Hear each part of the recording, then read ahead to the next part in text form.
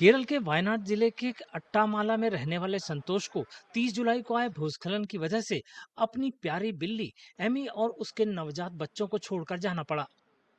हालांकि इलाके को सुरक्षित घोषित किए जाने के बाद जब वे वापस लौटे तो उन्होंने बिल्ली और उसके बच्चों को सुरक्षित पाया।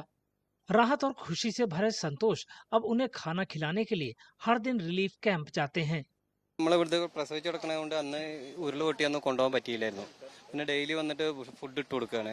നമ്മളിപ്പോൾ അവിടെ വന്ന് അവിടെ നിന്ന് ഒരു 4 കിലോമീറ്ററോളം ദൂരം ഇങ്ങോട്ട് നടക്കണം. അട്ടമലയാണ് എൻ്റെ വീട്. അപ്പോൾ ആ ഒരു വരവ് കുറച്ച് ബുദ്ധിമുട്ടായി തോന്നുന്നുണ്ട്. പിന്നെ ഇങ്ങോട്ട് വരുമ്പോൾ നമ്മളെ മനസ്സൊക്കെ ചടച്ചു പോവാണ്. ഓരോ ദിവസവും വന്നിട്ട് ഇത് കാണുമ്പോൾ ആകെ എന്താ പറയുക മറ്റേ ഇതായി പോവുക, ടയർഡായി പോവാണ് നമ്മൾ. അപ്പോൾ ഇതിപ്പോൾ ഇവനെ കൊണ്ടുപോയി കഴിഞ്ഞാൽ പിന്നെ എന്തായാലും ഇനി ഒരാഴ്ച കഴിഞ്ഞിട്ട് വരുമ്പോഴത്തേക്കും മതിയല്ലോ വിചാരിച്ചാൽ അങ്ങനെ കൊണ്ടുപോകാണ്.